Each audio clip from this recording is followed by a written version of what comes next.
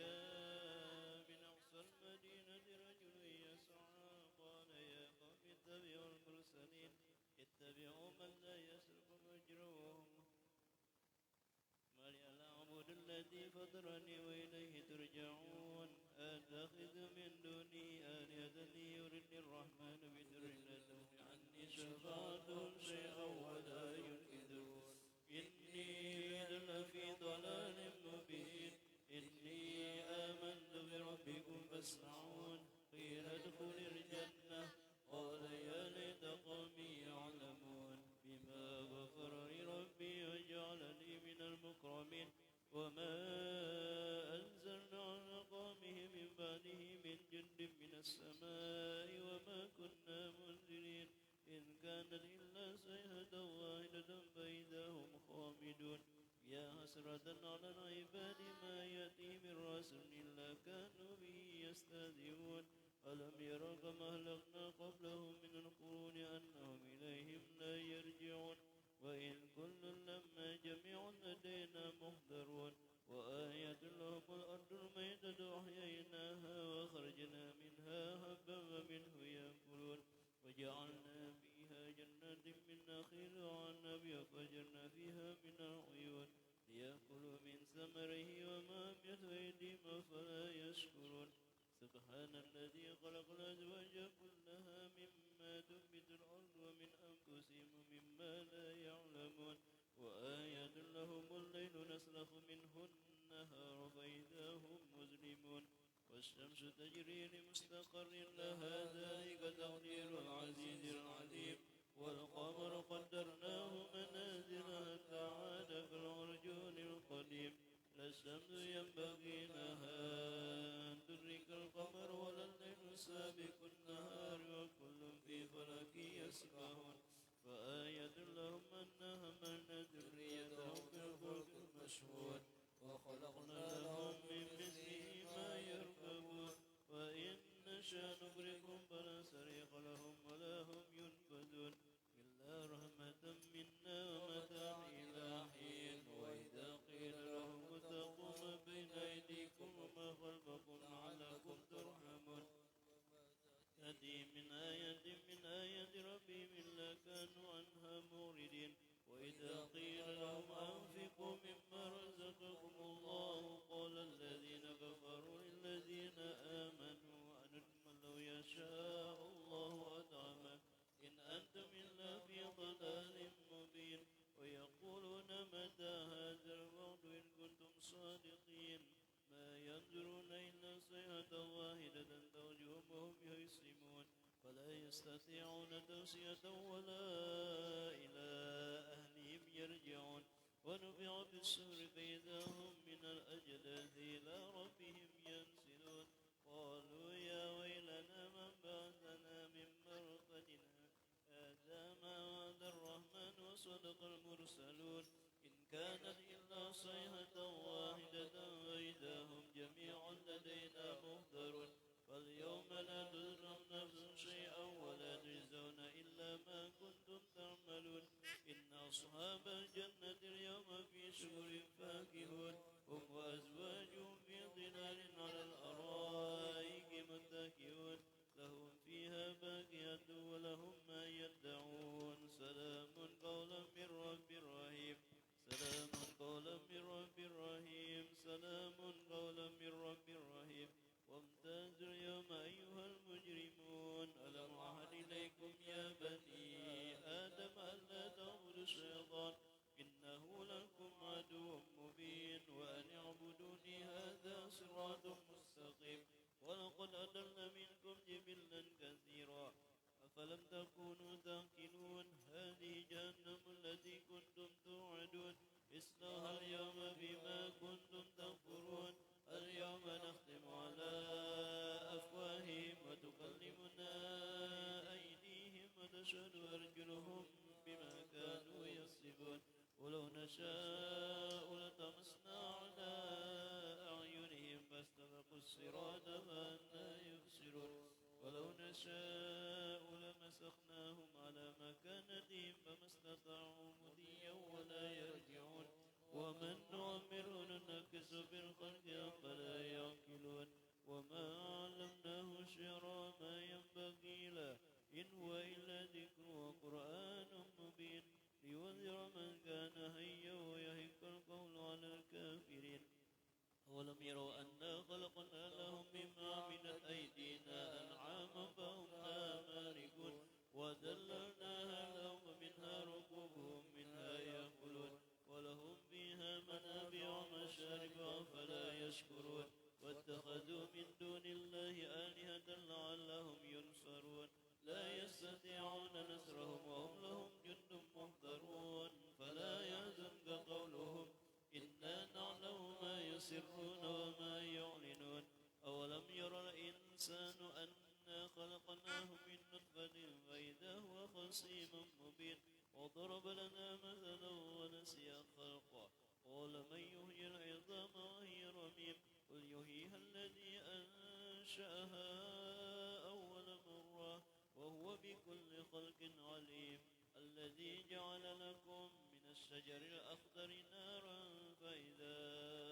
أنتم منه توقدون أوليس الذي خلق السماوات والأرض بقادر على أن يخلق مثله بلى وهو الخلاق العليم إنما أمره إذا أراد شيئا أن يقول له كن فيكون فسبحان الذي بيده ملكوت كل شيء وإليه ترجعون صدق الله العظيم الفاتحة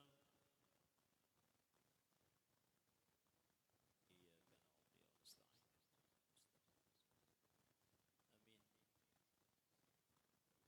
آمين آمين. بسم الله الرحمن الرحيم. الحمد لله رب العالمين. اللهم صل على سيدنا نبينا محمد وعلى آله وصحبه أجمعين. اللهم إنا نستعبدك ونستودعك ديننا وأنفسنا وأهلنا وأولادنا وأموالنا وكل شيء أعطيتنا. اللهم اجعلنا وإياهم في كنفك وأمانك وجوارك وعياذك من كل شيطان مريض وجبار عنيد وجل عين وجل بعي ومن شر كل شر إنك على كل شيء قدير. اللهم جملنا بالعافية والسلامة وحققنا بالتقوى والاستقامة واعزنا وإياهم من مكتوبة الندامة يوم القيامة إنك سامع دعاء. اللهم اغفر لنا ولوالدينا ولأولادنا ولمشايخنا ولإخواننا في الدين ولأصحابنا وأحبابنا ولمن أحبنا فيك ولمن أحسن إلينا والمؤمنين والمؤمنات والمسلمين والمسلمين يا رب العالمين وارزقنا كمال المتابعة الله ظاهرا وباطنا في عافية وسلامة برحمتك يا ارحم الراحمين. وصلى اللهم على نبيك ورسولك سيدنا محمد وعلى اله وصحبه الحمد لله رب العالمين. استغفر الله العظيم لي ولوالدي ولأصحاب الحقوق الواجبة علي ولجميع المسلمين والمسلمات والمؤمنين والمؤمنات الأحياء منهم والأموات. استغفر الله العظيم لي ولوالدي ولأصحاب الحقوق الواجبة علي ولجميع المسلمين والمسلمات والمؤمنين والمؤمنات الأحياء منهم والأموات. أستغفر الله العظيم لي ولوالدي ولأصحاب الحقوق الواجبة علي ولجميع المسلمين والمسلمات والمؤمنين والمؤمنات الأحياء منهم والأموات. بسم الله الرحمن الرحيم. الفاتحة إلى حضرة سيدنا وحبيبنا وشافينا وقرة أعيننا مولانا محمد صلى الله عليه وسلم ثم إلى أرواح أبيه وإخوانه من الأنبياء والمرسلين وآله وأصحابه وأزواجه وأنصاره وذريته وأهل بيته أجمعين ثم إلى أرواح سيدنا أبي بكر وعمر وعثمان وعلي وحمزة وعباس سيدنا الحسن والحسين وعشرة المباشرين والتابعين والتابع التابعين لهم بإحسان إلى يوم الدين. ثم إلى أرواح سيدنا فاطمة البتول بنت سيدنا الرسول وسيدتنا خديجة الكبرى وعائشة الرضا ثم إلى أرواح سيدنا علي بن عز العابدين وابنه سيدنا محمد الباقر وسيدنا جعفر الصادق وسيدنا علي الوريدي وسيدنا محمد النجيب وسيدنا عيسى وسيدنا محمد إلى الله محمد بن عيسى وابنه سيدنا عبيد الله وسيدنا علوي ومحمد وعلي ومحمد وسيد المربد ثم إلى روح سيدنا الإمام أعظم الباقي المقدم محمد بن علي سيدنا علوي وأصولهم وفروهم ثم إلى روح سيدنا علوي بن فاكه وعلوي وعامي وعلي ومحمد مولى الدويلة ثم إلى روح سيدنا عبد الرحمن بن محمد أسقر وابن سيدنا عمر المهضار وسيدنا أبو بكر السكران وإخوانه وأصولهم وفروهم ثم إلى روح قطب الملاء وسلطان الوجود سيدنا حبيب عبد الله بن أبو بكر عيدروس وأولاده أبو بكر وعلوي وشيخ وحسين وجميع سلسلة عيدروسية ثم إلى روح فخر الوجود سيدنا الشيخ أبو بكر بن سالم وذريته وأخي حبيب عاقل بن سالم ثم إلى رويسنا حبيب أحمد بن محمد الحبشي مولى شيبس وحبيب عبد الرحمن بن محمد الجبري مولى العرش ثم إلى روي قطب الأنباس الحبيب عمر بن عبد الرحمن عطاس والشيخ علي بن عبد الله بارس وسيدنا وسلطان الأولياء سيدنا الشيخ عبد القادر الجيلاني والشيخ سيد بن عيسى العمودي وسيدنا أبو سوء وسيدنا يوسف بن عابد الحساني وابن الحبيب عمر وأصولهم وفروعهم ثم إلى روي قطب الإرشاد وغوث العباد والبلاد الحبيب عبد الله بن ألول الحداد وحبيب أحمد بن زين بن الحبسي وحبيب محمد بن زين بن سميت وحبيب عمر بن عبد الرحمن الباري ثم إلى روحه الحبيب حسن بن صالح البهار الجبري وحبيب أبو بكر بن عبد الله العطاس وحبيب أحمد بن حسن العطاس وحبيب علي بن محمد بن حسين الحبسي وابن الحبيب علوي ثم إلى روي أهل الزنبان وأقدار والبشار والفريد والمعنى والباقي وسبيك وصلهم وفرهم ثم إلى أرواح مشايخ هذه البلدة وسيدنا ومولانا الشيخ محمد أرسل بن عبد الله البنجري والشيخ محمد زين بن عبد الغني أسقف المرقبورة والحبيب أحمد بن رحمة الله مولى أمبيل وابن الشيخ إبراهيم صاحب الطبان وإخوانه ثم إلى أرواح Mbah Salih Sahibul Tis'a Kubur wa Maulana Malik bin Ibrahim wa Maulana Ishaq wa Maulana Muhammad Ainul Yakin Sahibul Giri wa Maulana Bungkul wa Maulana Kapasan wa Maulana Mangkri wa Maulana Musahibi Sasang wa Sulihim wa Furahim Sumaila Ruhil Habib Husain bin Abu Bakar Al-Aidarus wa Maulana Luar Batang Jakarta wal Habib Syekh bin Ahmad Baqi محمد باب أكيه وأخيه الحبيب محمد ثم إلى روي الحبيب عبد الله بن محسن العطاس وأولادي ثم إلى روي الحبيب حسين بن محمد بن طاهر الحداد وأخيه الحبيب علوي وفصرهم وفروعهم ثم إلى روحه الحبيب أحمد بن عبد الله بن طالب العطاس وابن الحبيب علي وإخواني وحبيب علي بن حسين العطاس وحبيب علي بن عبد الرحمن الحبسي وأولاده عبد الرحمن ومحمد وحبيب أبو بكر بن عمر بن يحيى وحبيب عمر بن طه بن يحيى وحبيب علي بن محمد صافي ثم إلى روي حبيب محمد بن عيدروس الحبسي وأولاده وحبيب محمد بن أحمد المهضار وأولاده وحبيب علوي بن محمد هاشم السقاب وحبيب كتب أبو بكر بن محمد بن عمر السقاب وأولاده ثم إلى روي حبيب عبد القدير بن علوي السقاب صاحب الطوبان وحبيب علوي بن سقاب السقاب والحبيب جعفر بن شيخان أسقف أولاده ثم إلى روحه حبيب محمد بن حسين العيدروس وأخيه حبيب محمد المصدر إخوانه والحبيب حسين بن محمد بن حسين العيدروس ثم إلى روحه حبيب صالح بن محسن الحامد وحبيب حسين بن هادي الحامد وحبيب أحمد بن علي بن الفقيه وحبيب محمد بن حسين بعبود وحبيب صالح بن عاقل وحبيب محمد بن أبو بكر أسقف وحبيب أحمد بن حسن بن سميد وحبيب أحمد بن غالب الحامد وحبيب عبد القادر بن هادي السقاب وإخوانه والحبيب أحمد والحبيب محمد ووصلهم وفروعهم ثم إلى روحهم منسيه البرده أبي عبد الله محمد بوسيري ووصلهم وفروعهم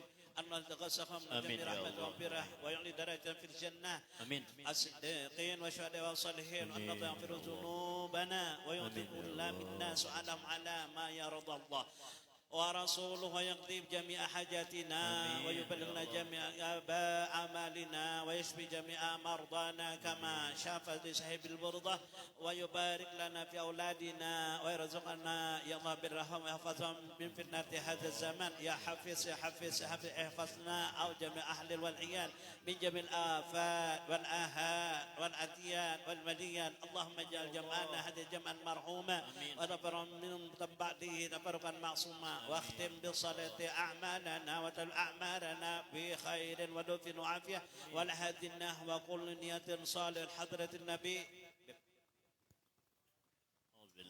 الشيطان الرجيم بسم الله الرحمن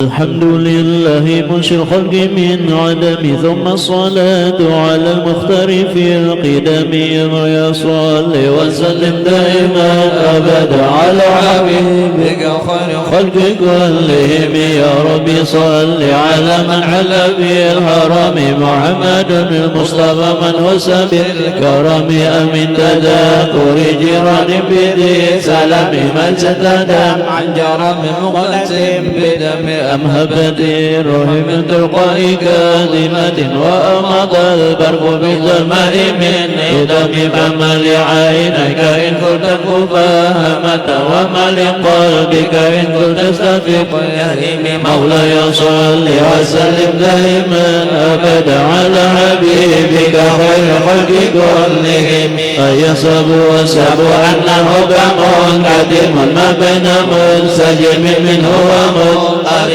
لولا الهوى ولم ترد دمع على ضلال ولا آية لذكر بني والعالم فكيف تنكر حبا بعدما شهدت به عليك عدول الدم والسقم وأثبت خد عبرتي ودنا مثل البهار على خدك والعنم نعم سار طيب من هو بارقني والحب يعترض اللذة بالألم مولاي صل وسلم دائما أبدا على حبيبك خير خلق كلهم يا لئيم في الهوى الوزير معذرة مني إليك ولو أنصفت لم تلوم عدك حالي لا سر بمستدير عن الوشاة ولا دائب منقسم وعدني نسألك لست أسمعه إن المحب عن العدل في الصمم إن اتهمت نصيح الشيب في عدل والشيب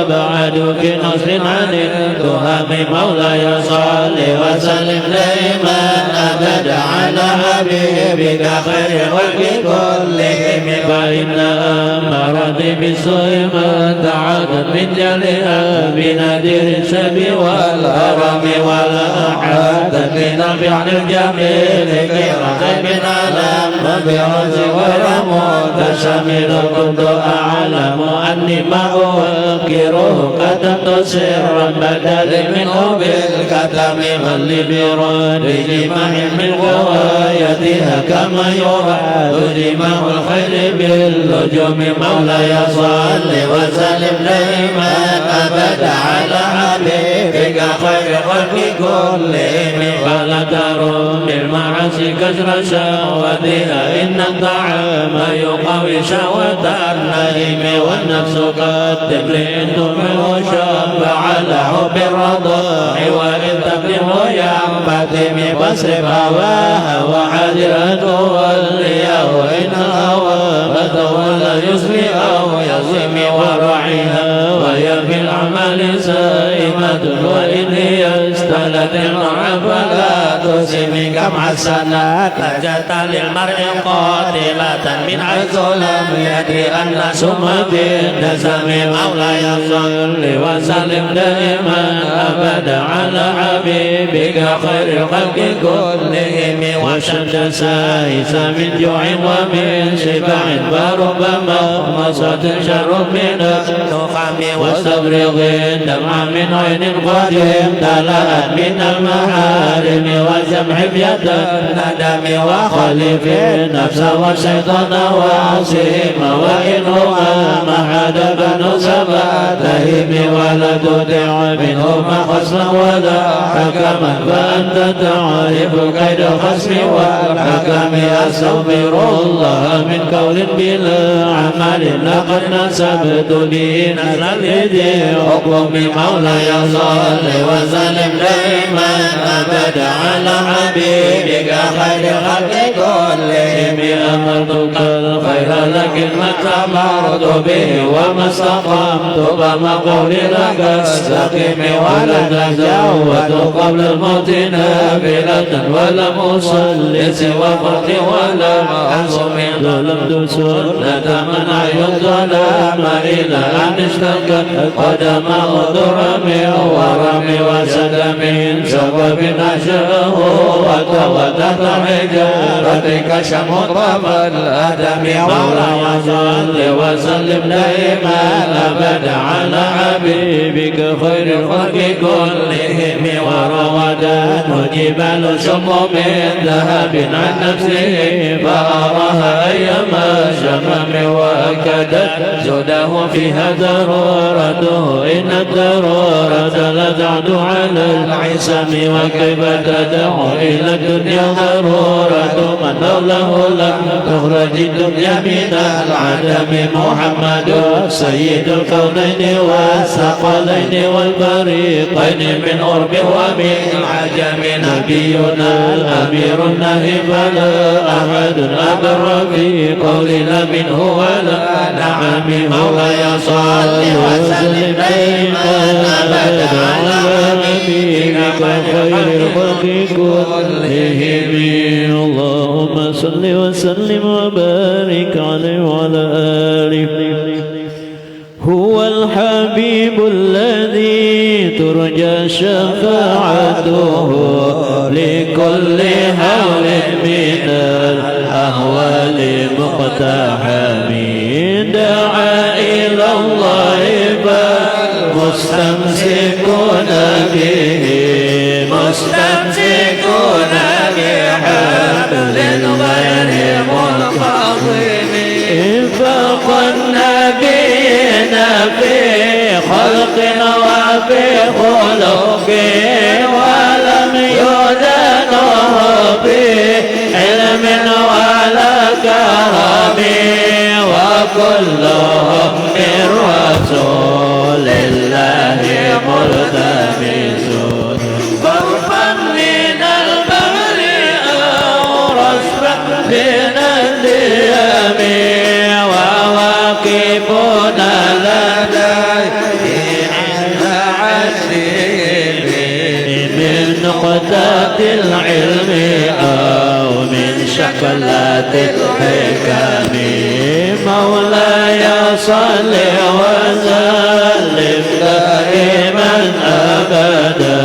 على حبيبك خير الخلق كلهم فهو الذي تم معناه وصورته ثم اصطفاه حبيبا بريء النسم منزه عن شريك في محاسنه فجوهر الحسن به غير منقسم دعما دعته النصارى بنبيهم وقم بما شئت أنت واحتكم فانصر إلى ذاته ما شئت من شرف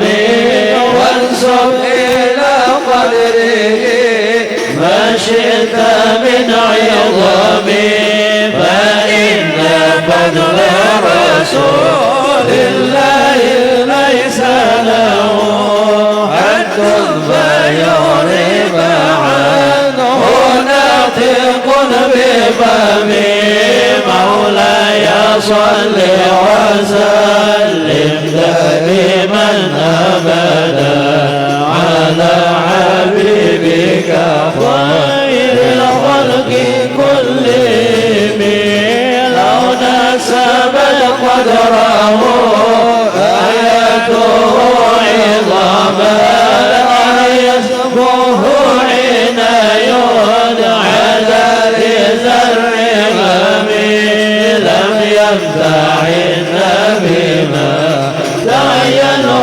قلوبي حرصا علينا ما لم نرتب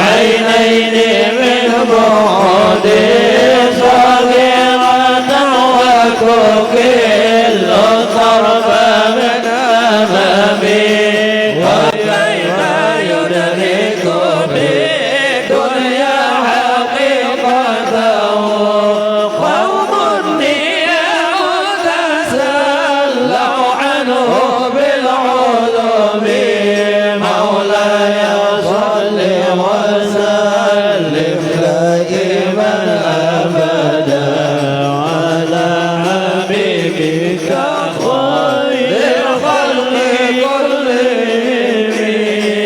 كلهم. اللهم صل وسلم وبارك عليه وعلى آله فما بلغ العلم فيه أنه بشر وأنه خير خلق الله كلهم وكل أين الرسل الكرام بها فإنما اتصلت بالنور بهم فإنه شمس فضل هم كواكبها يظهرن أنوارها للناس بالظلم أكرم بخلق نبي زانه خلق بالحسن مشتمل بالبشر متسم كالزهر في ترب والبدر في شرب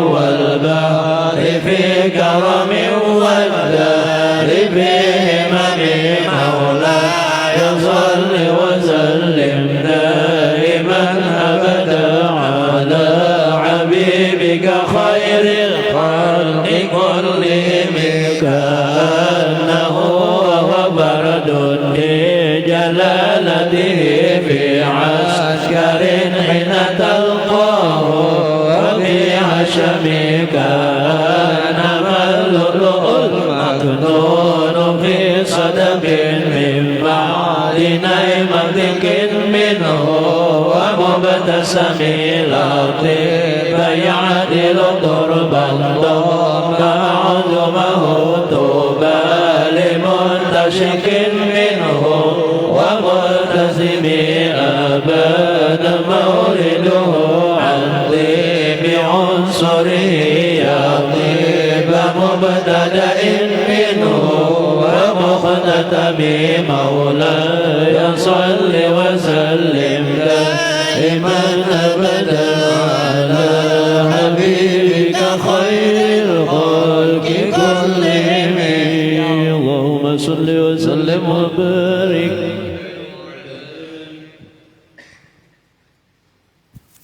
يوم تفرس فيه الفرس أنهم قد أنذروا بحلول البؤس والنقم وفتاء ونكسرى وهو منصدع كشر أصحاب كسرى غير ملتئم والنار خاملة أنفاس من عزفين عليه والنار زاهي العين من سدم وتأسى وتأذى وضرب عيرتها ورد والدها بالبيض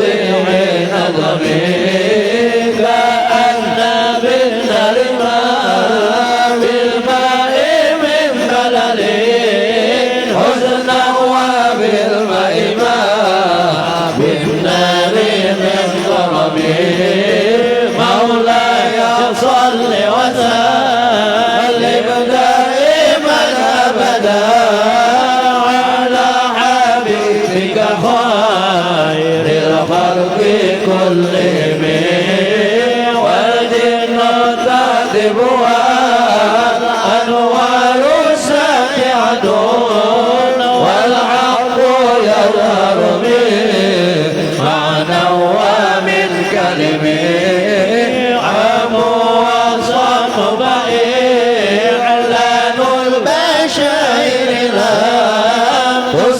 وبارقة الإنزال لم تشمل من بعد ما أخبر الأقوام كائنهم بأن دينهم الموجه لم يقم وبعد ما عينوا بالأفق من شهب وانقضت الرقمة في الأرض من صنم حتى غاد عن طريق الوحي منهزم من الشياطين وإثر منهزم مولاي صل وسلم دائما أبدا على حبيبك خير الخلق كلهم كأنهم هربت أبطال أبوات أو عسكر بالحصى من روحتيه رمي نبذا بهم على الأسبيح ببطنهما نبذ المسبح الشيب التقم جاءت لدعوته أشجار ساجدة تمشي إليه على ساق بلا قدم كأنما سطرا لما كتبت وروعها من بديع الخط باللقم مولاي صل وسلم دائما أبدا على حبيبك خير الخلق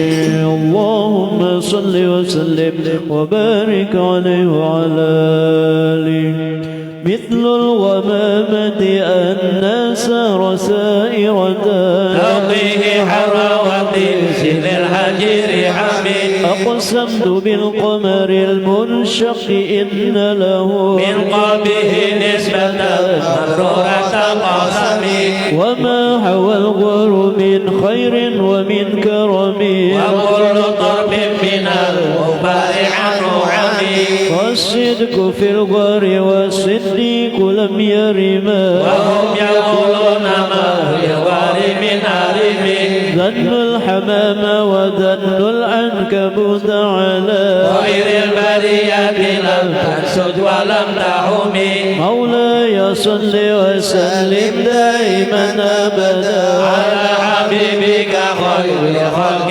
كلهم وقاية الله أغنت عن مضاعفة من الدروع وعن مال من الأرضم ما سامني الدهر ضيما واستجرت به إلا وليت جوارا منه لم يضم ولا التمست غنى الدارين من يده إلا سلمت الندى من خير مسلم لا تنكر الوحي من رؤياه إن له قلبا إذا نامت العينان لم ينام وذاك حين بلوغ من نبوته وليس ينكر فيه حال مغترم مولاي صل وسلم دائما أبدا على حبيبك خير الخلق كلهم تبارك الله ما وحي بمكتسب ولا نبي على غيب بمتهم كم أبرأت وسيبا باللمس راحته وأطلقت ألفا من رقة الأمام وأهيت السنة الشهباء دعوته حتى حكت قرة بالعظم الدهم عارض جدا أو خلت البطاح بها سيفا من اليم أو سيفا من العالم مولاي وصل وسلم دائما أبدا على حبيبك خير الخلق كلهم. اللهم صل وسلم وبارك عليه وعلى آله. دعني ووصلي آيات له ظهرت ظهور نار القراء ليلا على عالم بدر يسدد حسنا وهو منتظم وليس ينقص قدرا غير منتظم. فما تطاول أكبر المديح إلى ما به من كرم الأخلاق والشيم.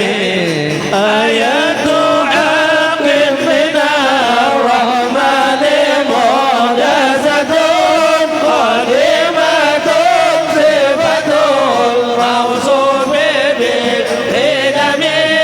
مولاي صل وسلم دائما أبدا على حبيبك خير الخلق كلهم.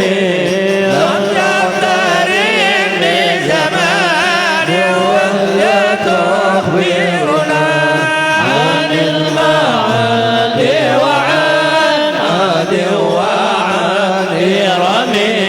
دامت لدينا ففاقت كل معجزة من النبيين إذ جاءت ولا تدم محكمات فما تبقينا من شبهين لذي شقاق ولا تبقينا من حكم.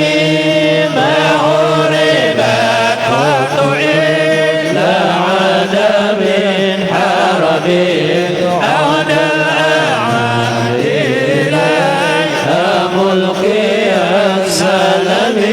ردت بلاغتها دعوى معارضها رد الغيور لدى الجميع عن الحرم.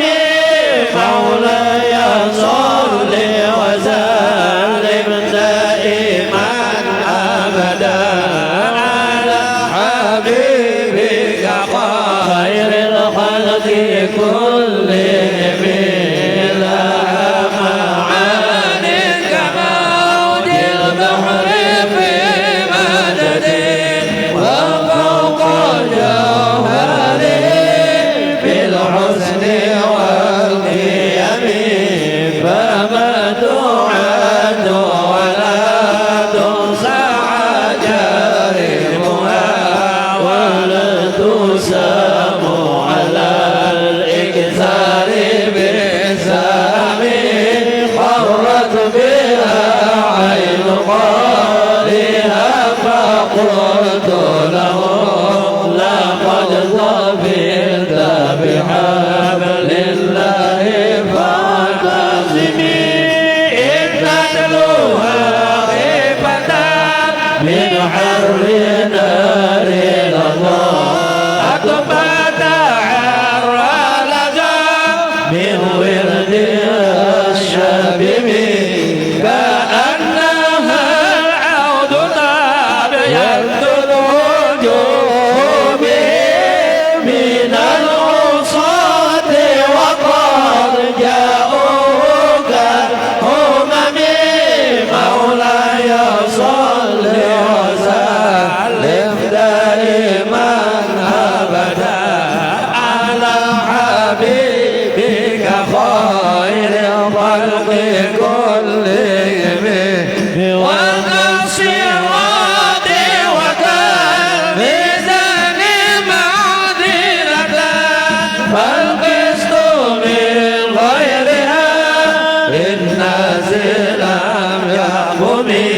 لا تعجب لحسود الراحة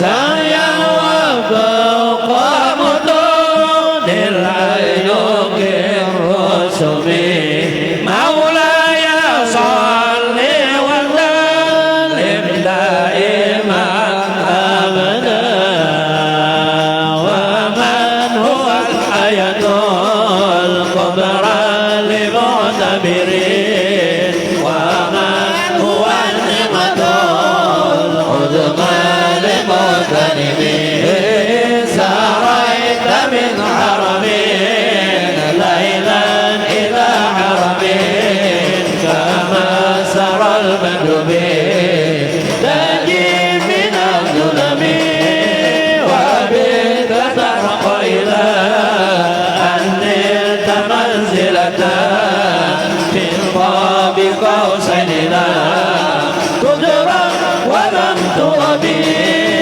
وقدمتك جميع الأنبياء بها والرسل تعظمها دوم على قدمي وأنت تخترق سبع طباق به في موكب المنتظر صاحب العالمين مولاي صل وسلم دائما أبدا على حبيبك خير الخلق كلهم حتى إذا لتدى سواد المسلمين من الدنوب ولا مرقد لمستلمين حبت كل مقام بالإضافة نوديت بالرب المفرد العالمين كيما تفوز بوصل أي مستديرين عن العيون وسير أي مقتدم فوز كل بقاء غير مشترك وجلت كل مقام غير مزدحم وجل بقدر ما وليت من رتب وعز إجركما وليت من نعم مولاي صل وسلم دائما أبدا على حبيبك خير الخلق كلهم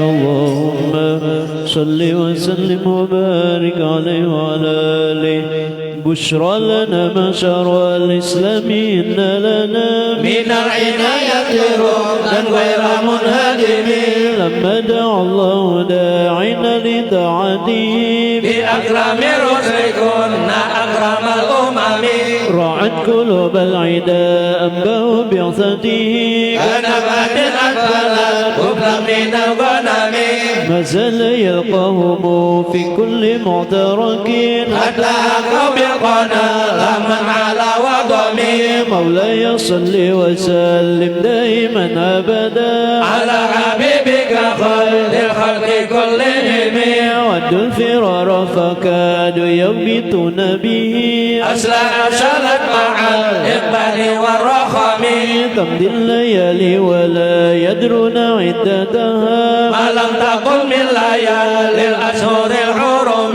كأنما الدين ضيف حل ساحتهم بكل قرم إلى لمعيد قرم يجر بحر خميس فوق سبيحة يرمي بموج من الأبطال الملتطم من كل منتدب لله معتسب يسلو بمستصل للكفر مظلم مولاي صل وسلم دائما أبدا على حبيبك خير خير الخلق كلهم اعتقدت ملة الإسلام وهي بهم من بعد غربتها موصولة الرحم مقبولة أبدا منهم بخير أبي وخير بال فلم تيتم ولم تئن هم الجبال فسل عنهم مصادمهم ما جرى منهم في كل مصطدم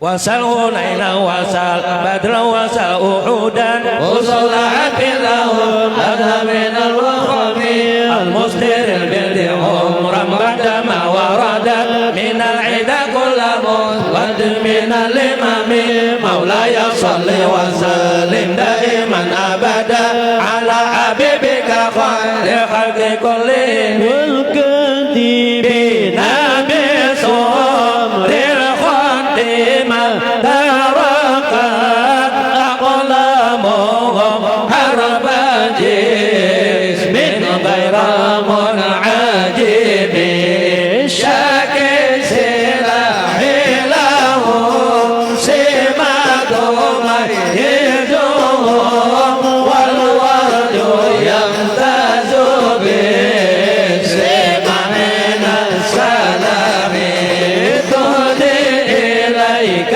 رياح النصر نصرهم بعد زاد الزهر بالأمم كل كم كأنهم في ظهور الخير نبتوبا من شدة الحزم لا من شدة الحزن ضاقت قلوب العنا من فزهم ضاقت فما تفرق بين الفم والفهم مولاي صل وسلم دائما أبدا على حبيبك خير الخلق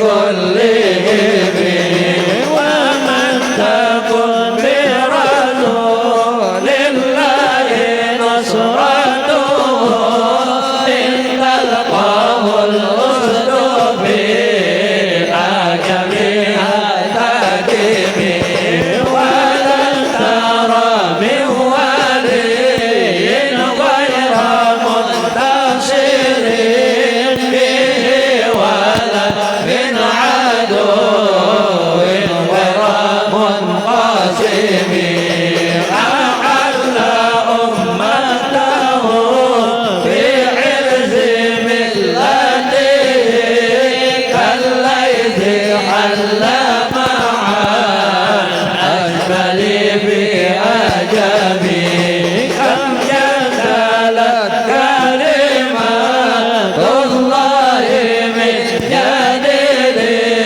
به وكم خصمها البرهان من خصم كفاك بالعلم بالأمي معجزة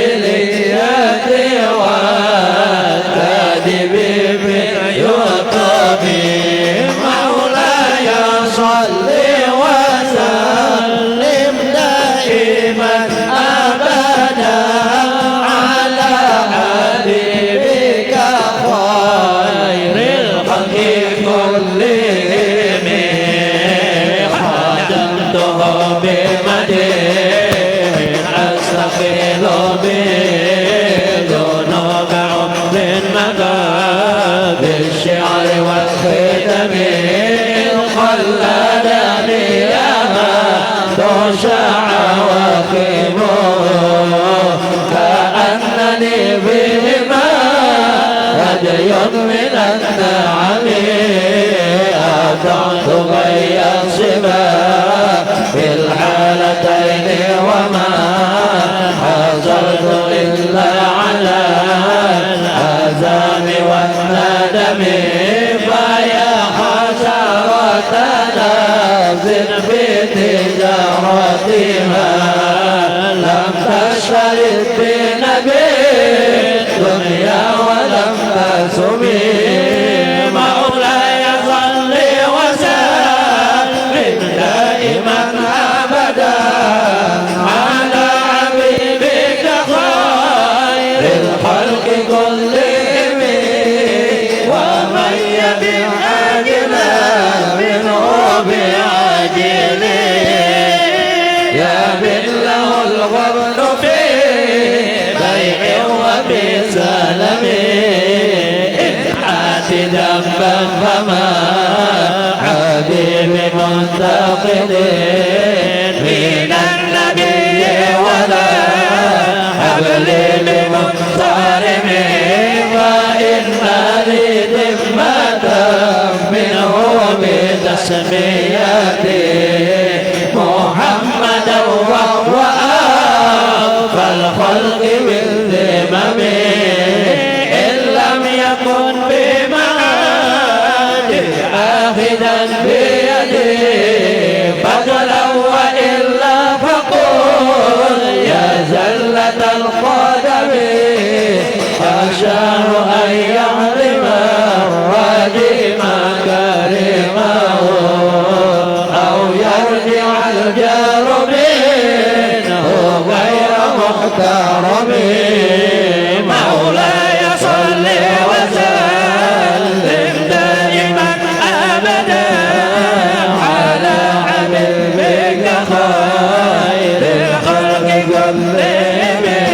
ومنذ ألزمت أفكاري مدائحه وجدته لخلاص خير ملتزم ولن يفوت الغنى منه يدا تربا إن الحياة ينبت أزهار بالأكم ولم أرد زهرة دنيا التي اقتطفت يد زهير بما حسنا على هرمي يا أكرم الخلق ما لمن ألوذ به سواك عند حلول الحادث الحامم يا أكرم الخلق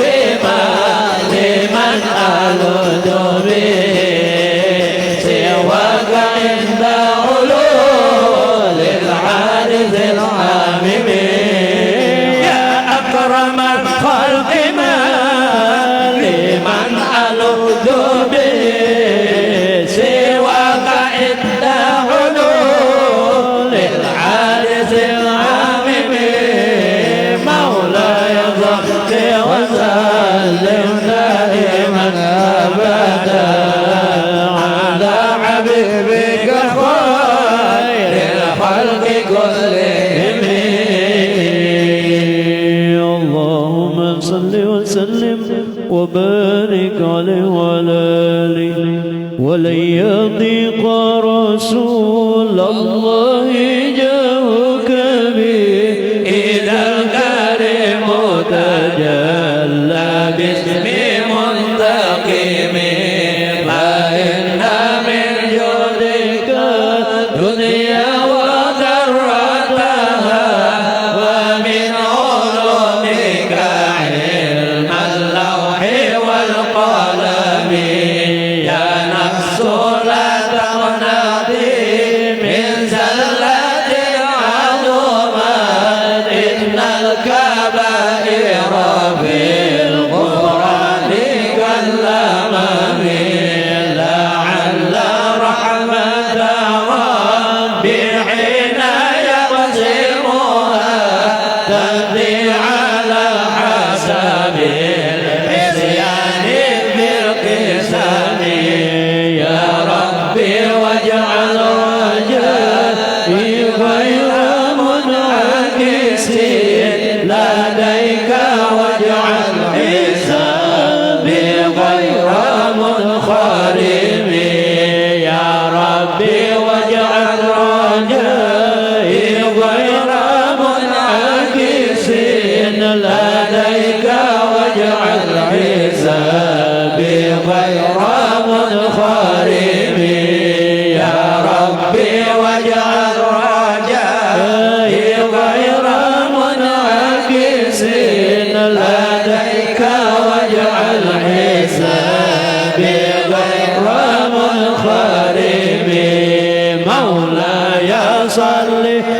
وسلم دائما أبدا على حبيبك خير الخلق كلهم والتب بعبدك في دارين إن له صبرا متى تدعوه الأول ينهزم والذل بصلاة منك دائمة على النبي بمنهل ومنسجم ما رنحت عذابات البالغ صابا وأطراب العيسى هادي العيس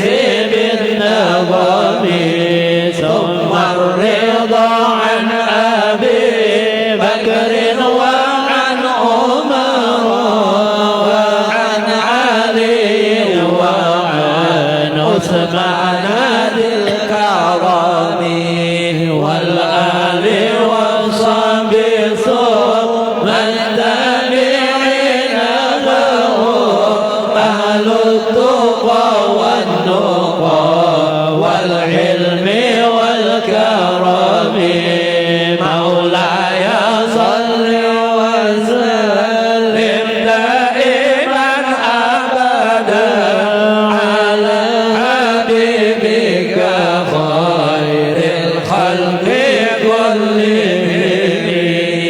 اللهم صل وسلم وبارك عليه وعلى آله.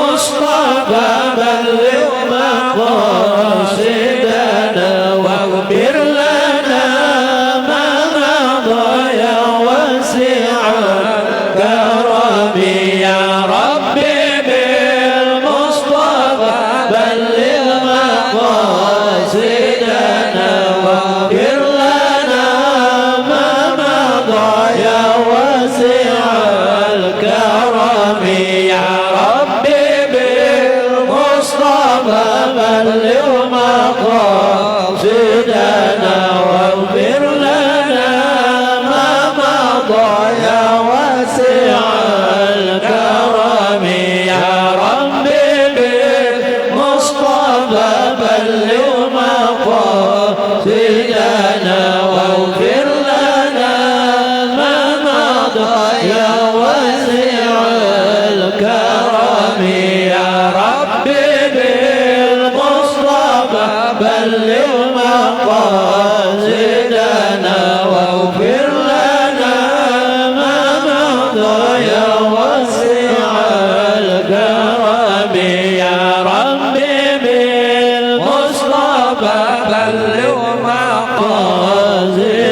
مقاصدنا واغفر لنا ما مضى يا واسع الكرم يا ربي بالمصطفى بلغ مقاصدنا واغفر لنا ما مضى يا واسع الكرم يا ربي بالمصطفى بلغ مقاصدنا واغفر لنا ما مضى يا واسع الكرم يا ربي بالمصطفى بلغ مقاصدنا واغفر لنا ما مضى يا واسع الكرم واغفر إلهي لكل المسلمين بما يتلو في المسجد الأقصى وفي الحرم بجاه من بيته في طيبة حرام واسمه قاسم من أعظم القسم وهدي مخترقات ختمت والحمد لله في بدء وفي ختم أبياتها قد أتت سنما مئات فرج بها كربنا يا واسع الكرم أبياتها قد أتت سنما مئات فرج بها كربنا يا واسع الكرم أبياتها قد أتت سنما مئات فرج بها كربنا يا واسع الكرم مولاي صل وسلم دائما أبدا على حبيبك خير الخلق كلهم يا ربي واختم لقارئها وسامعها بحسن خاتمة يا مجدي الأمم والمسلمين جميعا كلما توليت من تذكر جيران بذي سلام. اللهم صل وسلم وبارك عليه وعلى آله. إلهي نسألك بالاسم الأعظم وجاه المصطفى فرج علينا بسم الله مولانا هدينا ونحمده على نعمه فينا توسلنا به في كل أمر يا ذو الخلق رب العالمين وبالأسماء ما ورد بنازل وما في الغيب محزونا مسونا بكل كتاب أنزله تعالى وقرآن شفاء للمؤمنين بكل طوائف الأملاك ندعو بما في غيب ربي أجمعين وبالهادي توسلنا ولدنا وكل الأنبياء والمرسلين وآلهم مع الأصحاب جمعا توسلنا وكل التابعين وبالعلماء بأمر الله ترى وكل الأولياء والصالحين أخص به الإمام القطب حقا وجيها الدين تاج العارفين بقى في رتبة التبديل طبقا وقد جمع الشريعة واليقين وذكر العيد رسل بأجلا عن القلب صدى للصادقين عفيف الدين مهي الدين حقا له تحكيمنا وبه اقتدينا ولا ننسى كمال الدين سعدا عظيم الحال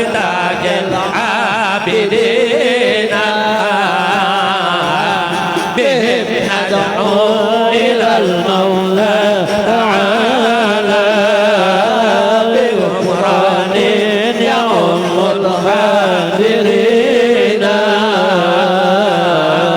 ولطف شامل ودوام سدر وغفران لكل المذنبين ونختمها بتحسين عظيم بحول الله لا يقدر علينا وستر الله مسبول علينا وعين الله ناظرة إلينا ونختم بالصلاة على محمد إمام الكل خير السابعين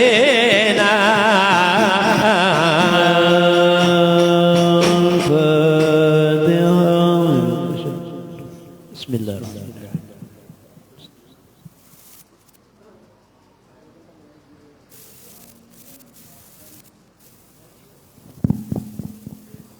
الفاتحة أعوذ بالله من الشيطان الرجيم بسم الله الرحمن الرحيم الرحمن الرحيم مالك يوم الدين إياك نعبد وإياك نستعين اهدنا الصراط المستقيم صراط الذين أنعمت عليهم غير المغضوب عليهم ولا الضالين آمين آمين أعوذ بالله من الشيطان الرجيم بسم الله الرحمن الرحيم الحمد لله رب العالمين اللهم صل على سيدنا محمد عبدك ونبيك ورسولك النبي الأمي وعلى آله وصحبه وسلم الصلاة والسلام عليك يا رسول الله الصلاة والسلام عليك يا نبي الله الصلاة والسلام عليك يا حبيب الله الصلاة والسلام عليكم يا أنبياء الله وعلى آلكم وأصحابكم أجمعين والحمد لله رب العالمين حمدا للذاكرين حمدا للشاكرين حمدا يوافي نعمه ويكافئ مزيده نحمدك على جميع نعمك ما علمناه منها وما لم نعلم وعلى كل حال اللهم يا محول الحال حول حالنا إلى أحسن حال اللهم يا محول الحال حول حالنا إلى أحسن حال اللهم يا محول الحال حول حالنا إلى أحسن حال ونجنا من أعمال أهل الضلال وفعل الجهال اللهم صل وسلم على سيدنا محمد وعلى آله وصحبه وأشياعه وأحزابه وإطرته وأهل بيته أجمعين اللهم اجعل ثواب ذلك في صحيفه صلى الله عليه وسلم اللهم آت الوسيلة والفضيلة والشرف والدرجة العالية الرفيعة وابعث المقام المحمود الذي وعدته إنك لا تخلف الميعاد اللهم اشرنا والحاضرين في زمرته وامتنا على سنته واستعملنا لطاعته واوردنا حوضه واسقنا من يد شريفه شربة هنيئة مريئة لا نجمع بعدها أبدا يا رب العالمين ثم في صحيف الهادين المهتدين وراشد المرشدين ذوي القدر العلي والفخر الجلي سادتنا أبي بكر وعمر وعثمان وعلي وفي صحيفة الزهراء البتول سيداتنا فاطمة بنت سيدنا رسول ثم في صحيف والديها الشهيدين أبي محمد الحسن وأبي عبد الله الحسين والأمين الشهيرين عند الله وعند الناس أبي عمارة الحمزة وأبي الفضل العباس والأنصار والمهاجرين وأزواج الطاهرات أمهات المؤمنين وجميع الصحابة والقرابة والتابعين ومن تبعهم بإحسان إلى يوم الدين والأولياء والأربعة وأئمة المجتهدين ومقلدين في الدين والأولياء والشهداء والصالحين خصوصا في صحيح منسي هذه البلدة الشريفة سيد شريف الدين محمد البوصيري ثم في صحيح الأولياء الله تعالى جميعا من أخطاب وأنجاب وأوتاد وأبدال ورجال الغيب من مشارق الأرض إلى مغاربها أينما كانوا وأينما حلت أرواحهم يا رب العالمين اللهم انفعنا ببركاتهم وانفعنا من نفحاتهم وعد علينا وعلى المسلمين من بركاتهم ومن بركات علومهم وانفاسهم الطاهرات في الدين والدنيا والآخرة ثم في صحيفنا وصحيف الحاضرين والسامعين ووالدين ووالدهم وأمواتنا وأمواتهم وأموات المسلمين أجمعين اللهم اجعل جمعنا هذا جمعا مرحوما وتفرقنا من بعد تفرقا معصوما اللهم اجعل جمعنا هذا جمعا مرحوما وتفرقنا tafarruqana min ba'di hadza tafarruqan ma'suma Allahumma ij'al jam'ana hadza jam'an marhuma wa tafarruqana min ba'di hadza tafarruqan ma'suma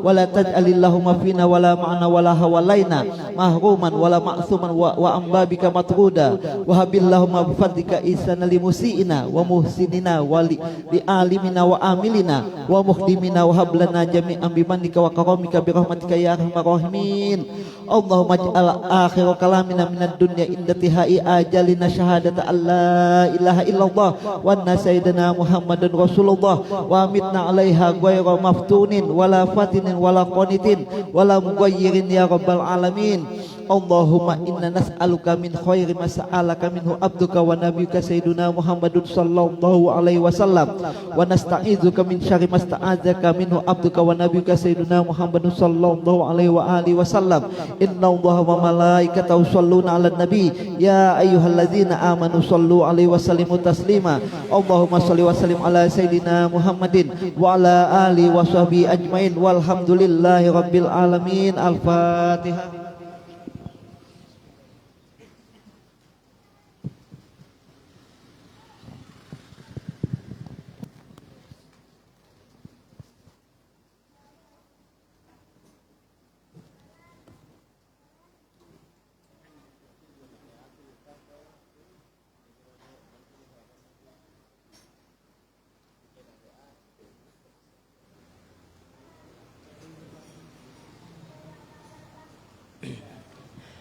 Assalamualaikum warahmatullahi wabarakatuh.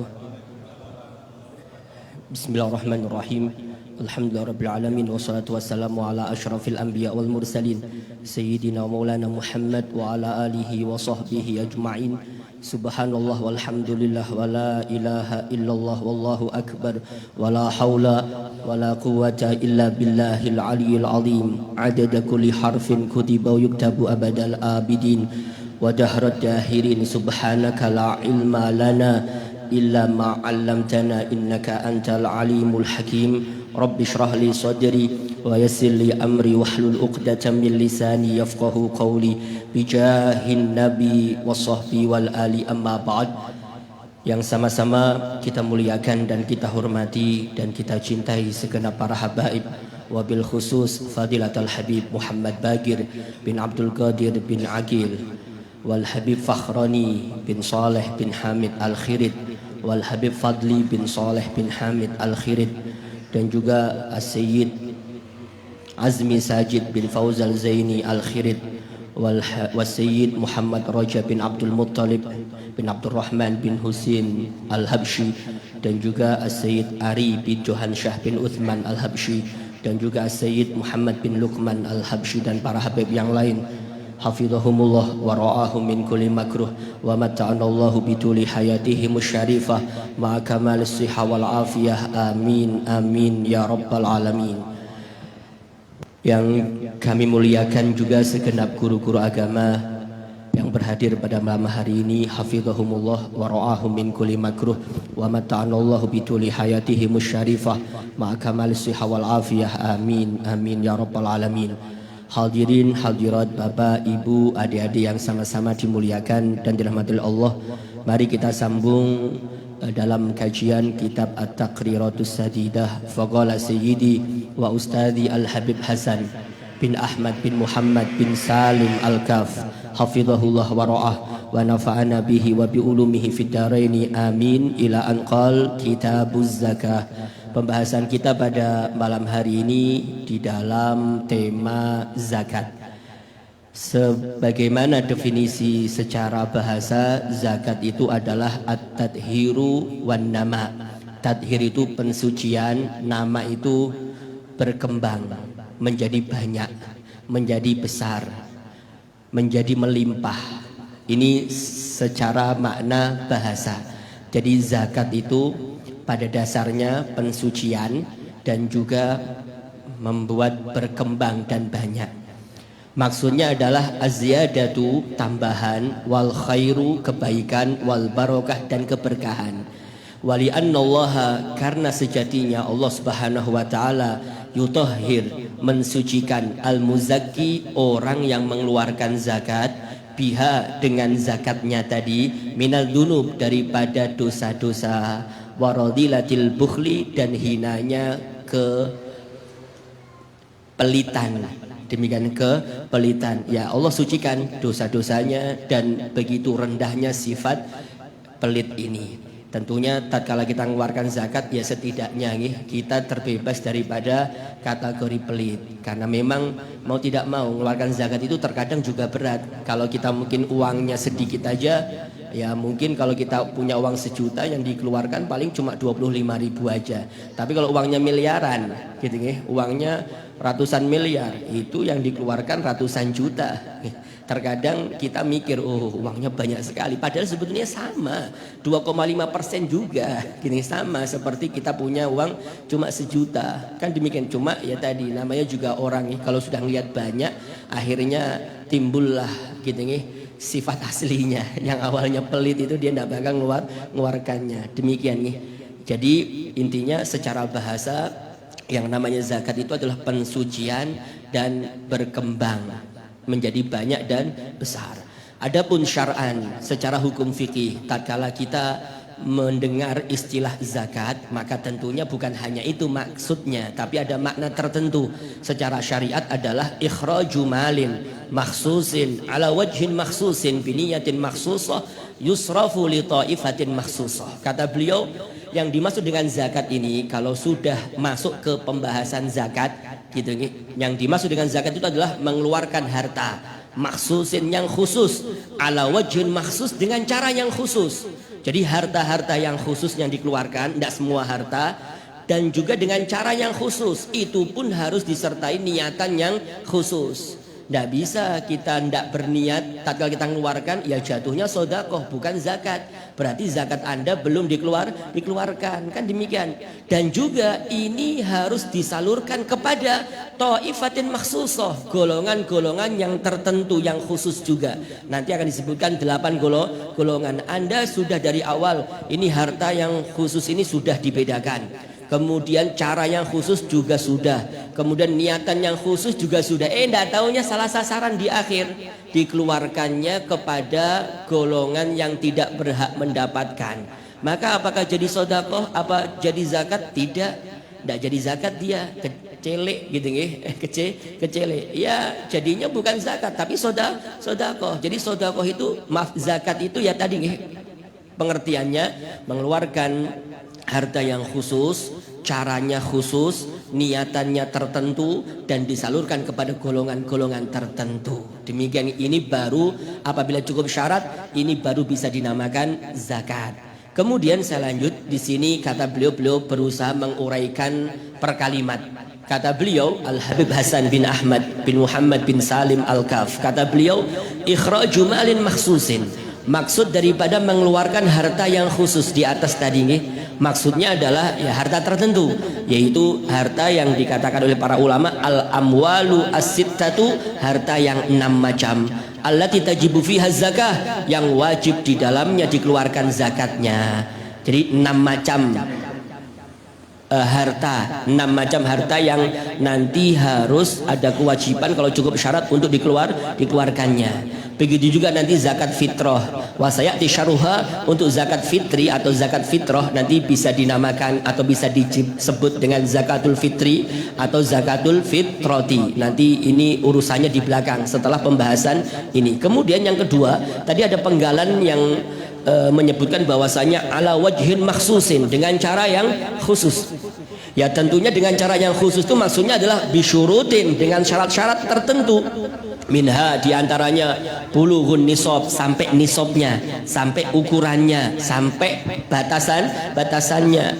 Wa mudiyul hauli, dan sampainya 1 tahun, lewat 1 tahun. Ini persyaratannya. Ya kalau seumpama dia mengeluarkan zakat belum sampai 1 tahun, ya belum zakat bisa jadi. Gitu Tapi beda lagi kalau kita berbicara tentang seseorang mendahulukan mengeluarkan zakatnya. Jadi zakatnya itu didahulukan sama dia, sebelum waktunya dia mengeluarkan. Ya ini boleh nanti dalam agama, tapi tentunya ada persyaratan-persyaratan yang sedikit agak ketat nantinya.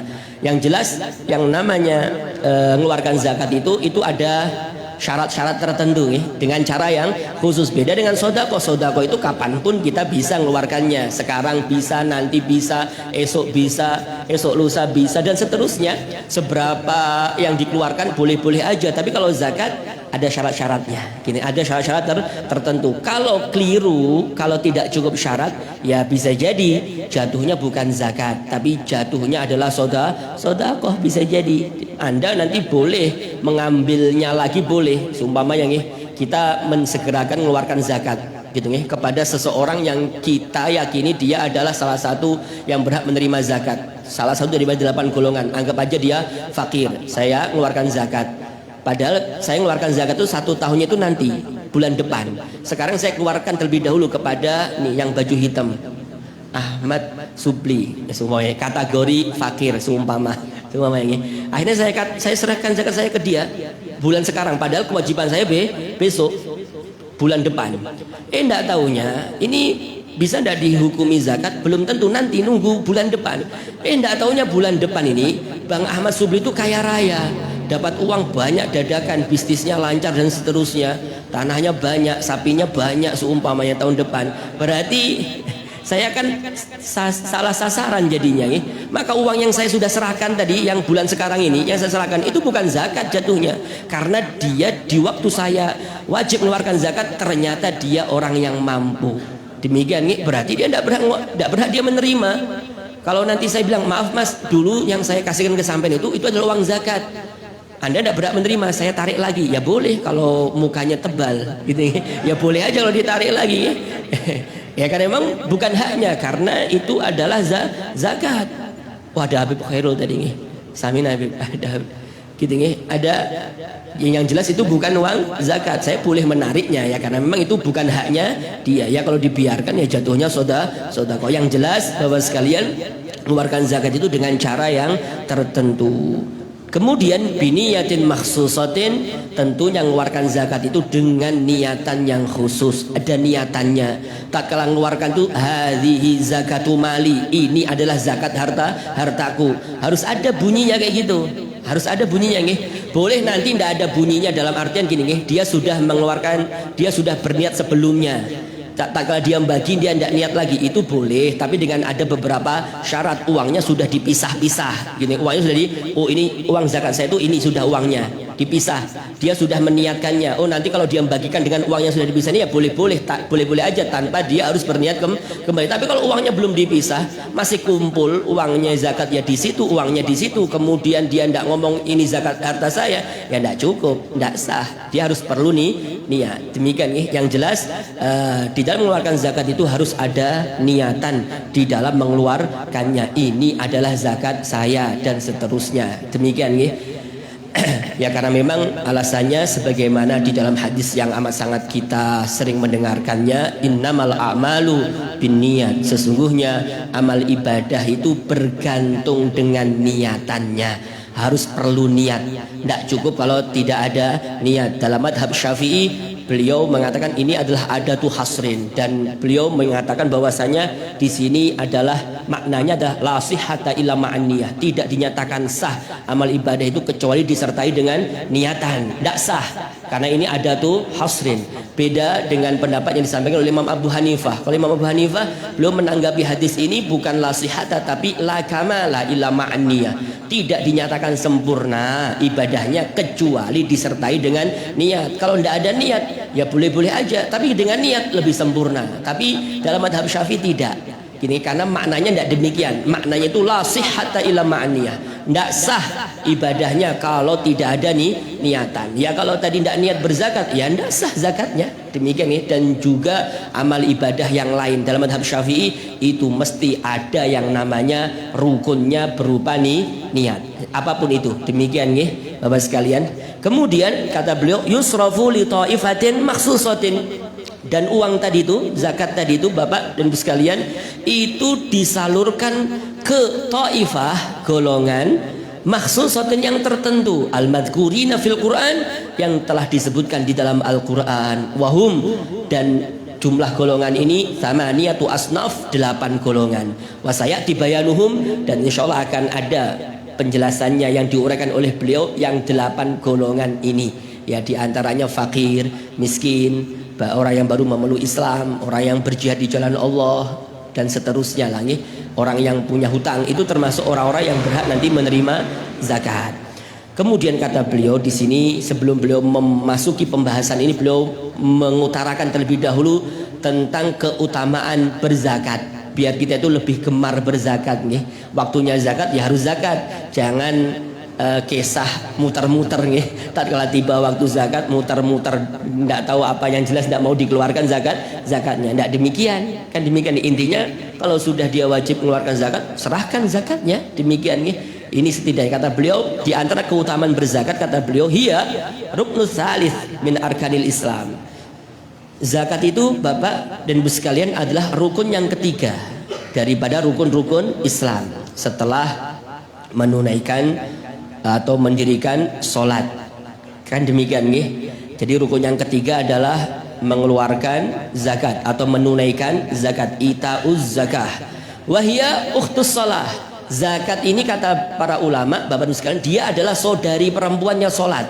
Ini kalau sholat itu perempuan karena memang ada taknya nih. Ini perempuan bukan perempuan asli, bukan ya, karena memang ada tak marbutohnya. Jadi bahasanya ukhtus sholat, saudarinya sholat itu ya zakat. Zakat itu saudaranya sholat. Demikian nih. Dinyatakan saudari di sini maksudnya kewajibannya itu mirip dengan kewajiban sholat. Dan bahkan dahulu Bapak Ibu sekalian, Sayyiduna Abu Bakar As-Siddiq sepeninggal Nabi Shallallahu Alaihi Wasallam, banyak diantara sahabat dan orang-orang setelah mereka itu yang enggan mengeluarkan zakat, gitu ya. Maka apa yang dilakukan oleh Sayyiduna Abu Bakar? Diperangi mereka itu, diperangi, nih. Yang tidak mengeluarkan zakat itu, yang bagi yang mampu diperangi oleh Sayyiduna Abu Bakar. Saking apa nih, meninggalkan zakat atau ingkar dengan kewajiban zakat itu sama seperti layaknya seseorang itu ingkar dengan kewajiban sholat, tidak mau sholat, sama, dimusuhi, diperangi oleh Sayyidina Umar, dibunuhi. Dan bahkan kata para ulama disebutkan dahinya mereka itu berjidat hitam, gini. Dahinya mereka yang enggan mengeluarkan zakat itu hitam. Maksudnya itu bukan tanda dia sebenarnya, maksudnya rajinnya dia ibadah, gitu. Sholatnya rajin, ibadahnya rajin, tapi tidak mengeluarkan zakat, tetap diperangi sama beliau, tetap diperangi. Ya karena memang layaknya dia meninggalkan sholat, kurang lebihnya demikian. Ini dulu di zaman Sayyiduna Abu Bakar As-Siddiq. Sehingga kata ulama, namanya zakat itu adalah saudari perempuannya sholat. Alasannya lagi kenapa dinyatakan itu saudari perempuannya sholat, li'annaha ja'at makrunatan biha fi mawadhi'a katsiratin fi kitabillahi ta'ala. Karena bahasa zakat ini Bapak Ibu sekalian itu datang berulang-ulang di banyak tempat di dalam Al-Quran, itu berbarengan dengan masalah sholat, dengan perintah sholat, banyak jadi setelah sholat banyak Allah berfirman atau menyuruh menunaikan zakat sholat, zakat banyak fi mawadhi'a katsiratin, di dalam tempat-tempat yang banyak dalam Al-Quran. Di antaranya firman Allah Subhanahu wa taala yang disebutkan oleh beliau dalam kitab ini, wa aqimus sholata wa atuz zakah. Dirikanlah salat dan tunaikanlah zakat. Kan banyak nih. Di antaranya lagi beliau menyebutkan itu jangan di antaranya banyak lagi. Ini di antara ayat-ayatnya yang disebutkan oleh beliau. Saking banyaknya sehingga dinyatakan saudarinya salat. Kemudian di antaranya lagi disebutkan oleh beliau mengenai keutamaan yang banyak sekali daripada ayat-ayat Al-Quran dan juga hadis-hadis Nabi mengenai mengeluarkan zakat ini. Di antaranya firman Allah Subhanahu wa taala, wa rahmati wasi'at kulla syai', dan rahmatku ini kata Allah meliputi segala sesuatu, gini, fasa'aktubuha, dan akan aku tetapkan rahmatku ini dan aku catat rahmatku ini untuk siapa? Lilladzina yattaqun. Pertama, bagi orang-orang yang bertakwa. Wa yutuna zakah, dan orang-orang yang menunaikan zakat. Walladzina hum biayatina yu'minun, dan mereka orang-orang yang dengan ayat-ayat kami, tanda-tanda kami mereka beriman. Itu rahmat Allah akan mengena kepada mereka. Berarti kalau tidak mengeluarkan zakat tidak dapat rahmat Allah. Demikian ya. Kemudian diantaranya dalam ayat Al-Quran, khudh min amwalihim shadaqatan tutahhiruhum wa tuzakkihim biha. Ambillah dari harta-harta mereka itu sedekah wajibahnya. Jadi istilah zakat itu juga bisa disebut dengan sodakoh wajibah. Sodakoh yang wajib itu maksudnya zakat. Kalau dalam ayat ini sodakotan, maksud sodakoh adalah sodakoh wajibah zakat. Ambil dari harta-harta mereka, sodakoh wajibah mereka, zakat mereka. Tutohiruhum, engkau telah mensucikan mereka, wa tuzakihim, dan membersihkan mereka biha dengan pengeluaran zakat daripada mereka.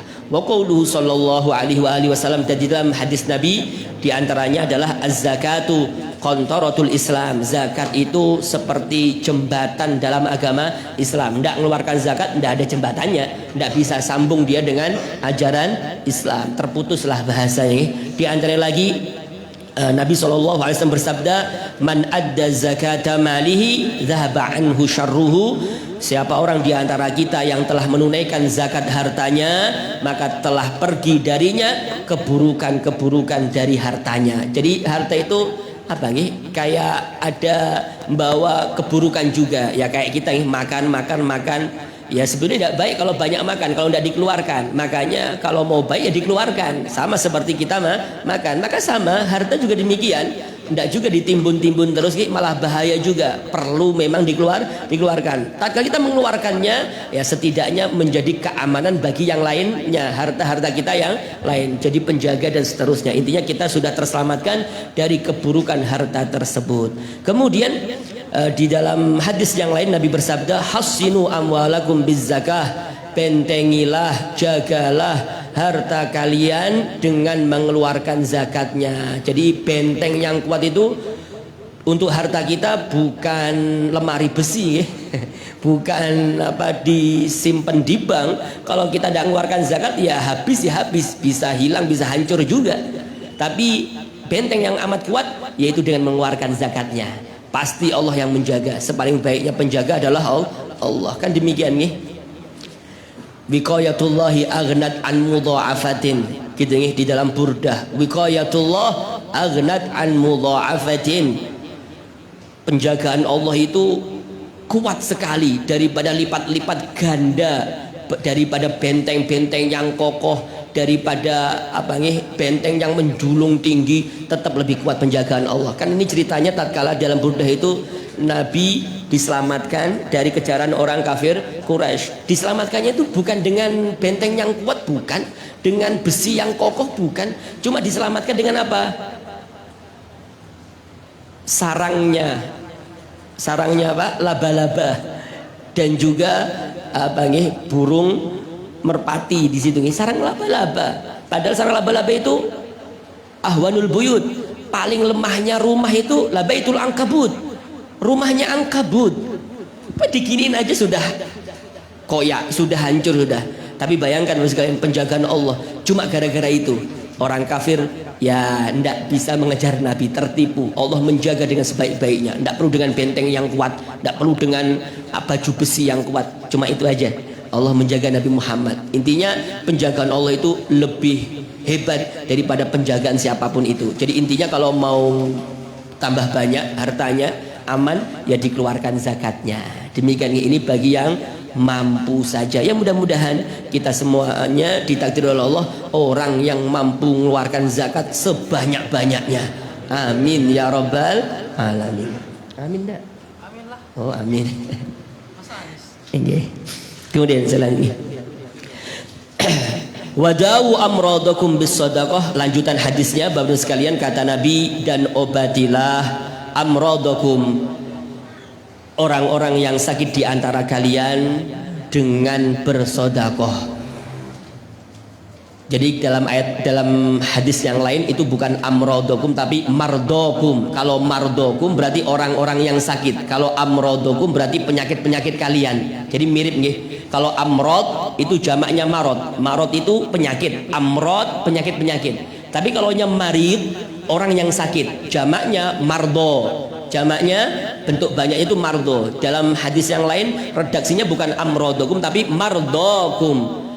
Obatilah orang-orang yang sakit di antara kalian. Ya kalau ini mirip-mirip, sama sebetulnya. Obatilah penyakit-penyakit kalian. Dengan apa intinya mengobatinya? Bis sedekah, dengan mengeluarkan sedekah. gitu nih, dengan mengeluarkan sedekah. Ini memang mujarab nih, ini banyak cerita ulama-ulama atau guru-guru kita yang bercerita tentang kehebatan bersedekah, dan nyata tatkala mungkin medis angkat tangan nih sudah divonis tidak bakal sembuh ini orang, ya jalur satu-satunya dengan mengeluarkan sedekah. Demikian nih, ya mudahan Allah yang akan menyembuhkannya, dan memang itu adalah sebagaimana janji Nabi SAW, wastaqbilu amwajal bala bidu'a wat tadarru, dan hadapilah gelombang-gelombang bala itu dengan banyak berdoa dan banyak bersimpuh di hadapan Allah Subhanahu wa taala. Dalam hadis yang lain, mahalaka malun fi barrin au bahrin illa biman izzakah, tidaklah binasa, tidaklah rusak suatu harta baik di daratan maupun di lautan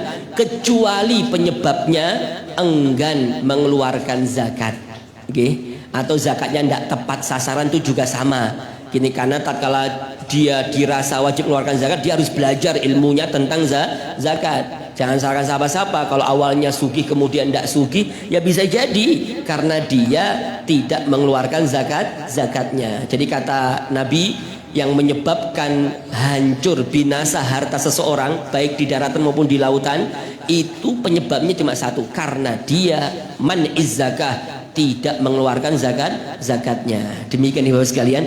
Kemudian saya lanjut di sini kata beliau, sanatu fardiyatiha, adapun tahun difardukannya mengeluarkan zakat, itu kata beliau furidat fis sanati tsaniyah, difardukan pada tahun 2 hijrah Nabi, 2 daripada hijrahnya Nabi, tepatnya di bulan Sya'ban sebelum mendekati Ramadan. Nanti ada namanya zakat fitrah atau zakatul fitri dan seterusnya. Demikian nih. Kemudian di sini disebutkan mengenai aksamuz zakah, pembagian zakat. Zakat itu ada 2 nih. Zakatul malin, zakat harta, wa zakatul badan, dan zakat badan. Zakat badan itu maksudnya zakat fitri nanti nih. Zakatul mal, zakat harta. Yang pertama zakatul mal. Zakatul mal itu yang dimaksud dengan zakat mal itu adalah al-amwalu sittatu, yaitu harta yang 6 macam tadi, allati tajibu fiha zakah, yang wajib dikeluarkan zakatnya, yaitu na'am. Yang pertama na'am. Na'am itu binatang ternak. Binatang ternak itu nanti cuma 3 macam ya, kambing, sapi, unta. Kalau sampean punya ayam, banyak ayamnya, mungkin sampean sugih gara-gara ayam sampean, ya dari ayam itu sebenarnya tidak wajib mengeluarkan zakatnya, dari ternak ayam. Tapi kalau duitnya beda lagi, kan nanti di sini tidak kena tapi di sono kena. Kan di sini tidak kena tapi di sebelah sana bisa jadi kena, tetap kena sebetulnya, tetap kena, kan demikian. Tapi kalau di sini, kalau harta ini berupa kambing, sapi, itu sudah kena duluan. Kalau kita punya kambing sekian, nanti akan disebutkan oleh beliau, maka kalau cukup 1 tahun, berlalu 1 tahun sampai nisabnya, dikeluarkanlah zakatnya. Zakatnya berupa anak kambing. Begitu juga dengan sapi, dan begitu dengan unta. Tapi kalau yang lainnya, ya dari sisi sampai ternak ayam kemudian sampai mengeluarkan ayam, enggak juga.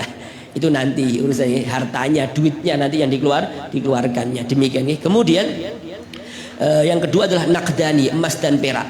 Maka sama nih, masuk kategori emas dan perak adalah uang-uang kertas. Gitu, uang-uang ya kertas, baik itu rupiah, dolar dan yang lainnya, itu nanti sama diikutkan dengan emas dan perak. Kemudian wa urudut tijarah, barang-barang perdagangan. Barang-barang perdagangan itu nanti wajib juga dikeluarkan zakatnya. Pokoknya barang-barang di sini adalah yang ada nominalnya, yang ada harganya, yang memang diperjualbelikan. Apapun itu, sampean berdagang tempe, tapi kalau usaha tempenya itu ya sampai nisabnya gitu nggih, yang Anda hasilkan dengan usaha tempe Anda, tetap wajib keluarkan zakatnya juga gitu, walaupun tempe ndak elektronik. Kalau elektronik kan mungkin jelas nggih, ya kah, intinya semacam itu nggih, yang jelas semacam itu. Kemudian di antara lagi ada wal muasyarat. Muasyarat itu adalah buah-buahan atau hasil tanaman yang nanti diambil 1/10-nya, namanya muasyarat. Karena dari kalimat asyratun nih, asyratun kan 10, muasyarat karena memang nanti diambil 1/10-nya. Awalnya diambil 1/10, makanya dinamakan muasyarat. Itu nanti diperuntukkan untuk apa? Untuk tanaman atau untuk buah-buahan. Untuk buah-buahan itu nanti cuma 2 macam aja buahnya, anggur dan kurma. Anda mungkin maaf nih, tanamannya di kebunnya itu durian, banyak duriannya, mungkin hasilnya lebih besar daripada hasil sawit, kurma atau yang lainnya, ya dari sisi panennya tidak wajib dikeluar karena memang itu bukan buah yang memang wajib dikeluarkan zakatnya. Beda kalau sampai punya kurma, punya ladang kurma banyak, kalau kurma itu sampai nisabnya tatkala panen nanti dikeluarkan zakat kurmanya itu dikeluarkan. Begitu dengan anggurnya dikeluarkan nanti anggurnya dan seterusnya, demikian ya, kecuali kalau dikeluar daripada dua macam ini ya tidak wajib dikeluarkan zakatnya dari sisi setiap panennya. Kemudian diantara lagi ya ini hasil tanaman itu nanti yang berupa makanan pokok nantinya ya, kalau sampai mungkin nanam bawang bawang merah ya, bawang merah seumpamanya itu mungkin harganya lebih mahal daripada harga beras atau yang lainnya. Apakah wajib dikeluarkan zakatnya bawang itu? Enggak, karena alasannya dia bukan makanan pokok. Demikian kecuali kalau jagung bisa jadi, beras maka nanti bisa jadi dikeluarkan zakatnya. Kemudian diantara lagi warikaz wal ma'din. Rikaz itu barang temuan barang temuan kayak harta karun tapi nanti berupa emas atau perak. Itu nanti dengan syaratnya itu adalah emasnya itu memang emas yang ada di zaman jahiliyah sebelum adanya Islam. Kalau sampean nemu emas sampean nggali tanah gitu ndak taunya di tanah itu ada tumpukan emas. Ndak taunya emas ini kalau dilihati dengan tanda-tandanya itu tertulis zaman Khalifah ABC. Berarti kalau Khalifah kan berarti zaman Islam. Berarti itu bukan harta rikas, itu milik orang.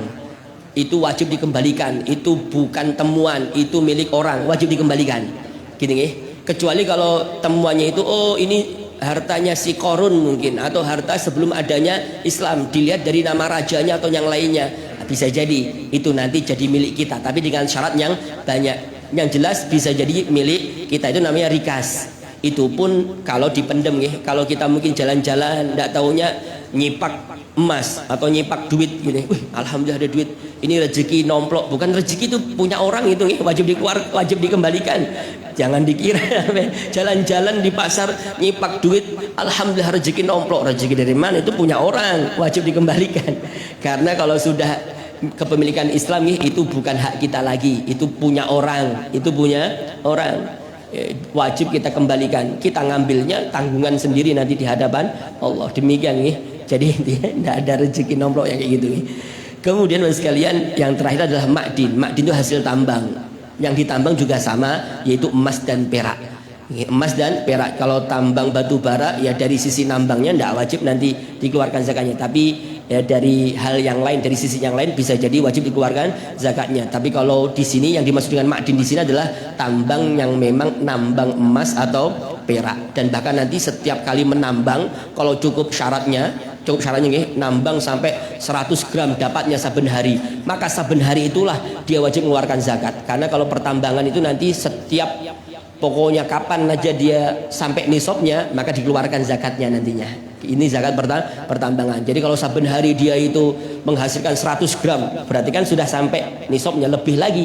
Bukan sampai nisabnya cuma 84 gram aja. Nisabnya cuma 84 gram. Kalau dia saben hari bisa menghasilkan 100 gram, maka wajib dikeluarkan zakatnya saben hari. Tidak nunggu 1 tahun. 1 tahun itu nanti berupa binatang ternak, barang-barang dagangan, emas dan perak atau uang itu nanti nunggu 1 tahun dan sampai nisabnya. Tapi kalau hasil tanaman itu nanti setiap panen kalau memang cukup syarat maka setiap panen dia wajib mengeluarkan. Dan juga sama penemuan itu nanti kalau cukup syarat langsung dikeluarkan nantinya zakatnya. Penemuan tadi nemu harta karun tadi atau ma'din hasil tambang itu tidak nunggu 1 tahun, itu tidak nunggu 1 tahun. Tapi keseluruhan yang lainnya itu nanti harus 1 tahun. Mungkin demikian ibu sekalian. Dan yang kedua adalah zakatul badan. Zakat badan yang dimaksud dengan zakat badan itu adalah zakatul fitri. InsyaAllah akan ada uraiannya di dalam hal ini. Mungkin bapak sekalian insyaAllah kita akan lanjut nanti di dalam pertemuan yang akan datang. Masya Allah afiyah. Kurang lebihnya saya beri maaf kalau ada tutur kata yang tidak berkenan. Mari bapak sekalian terakhir kita sedikit baca tahlil kita peruntukkan untuk orang tua kita yang sudah meninggal, sanak famil kita sudah meninggal, kerabat kita, dan juga orang-orang terdekat kita yang sudah meninggal, orang-orang yang menyumbang majlis ini, orang-orang yang menyumbang pondok dan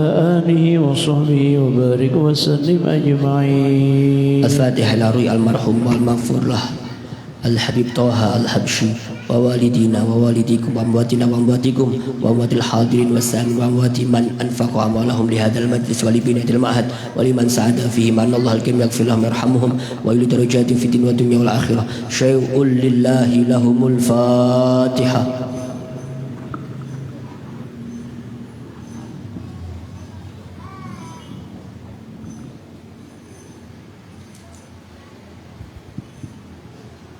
Amin ya rabbal alamin. Bismillahirrahmanirrahim. Alhamdulillahirabbil alamin. Allahumma shalli wa sallim ala sayyidina Muhammadin wa ala ali sayyidina Muhammad.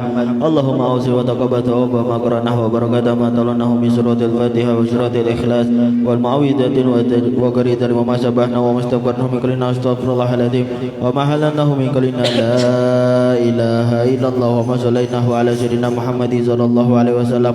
Allahumma ij'al hadiyatan wasilatan minka nazilatan ila hadrati sayyidina Muhammadin sallallahu alaihi wasallam wa alihi wa azwajihi wa dzurriyyatihi wa ahli baitihi wa ikhwanihi minal anbiya'i wa mursalin wa tabi'ina lahum bi ihsan ila yaumiddin summa ila arwahi arba'atil mujtahidin wa ulama'il amin wa syuhada'i wa salihin summa ila arwahi abaina wa ummahatina wa ajdadina wa jaddatina wa ikhwatina wa akhawatina wa masyayikhina wa syaikh-masyayikhina ya arhamar rahimin summa ila arwahi jami'al muslimina wal muslimat wal mu'minina wal mu'minat wa khususan ila sahibul hul al-habib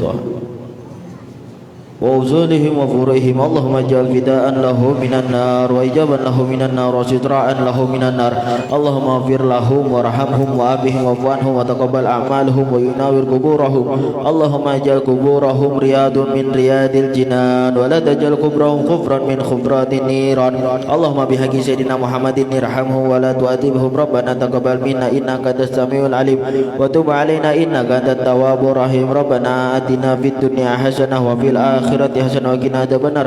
Sallallahu ala sayyidina Muhammadin nabiyil ummi wa ala alihi wasallam. Subhana rabbika rabbil izzati amma yasifun wa salamun ala mursalin walhamdulillahi rabbil alamin.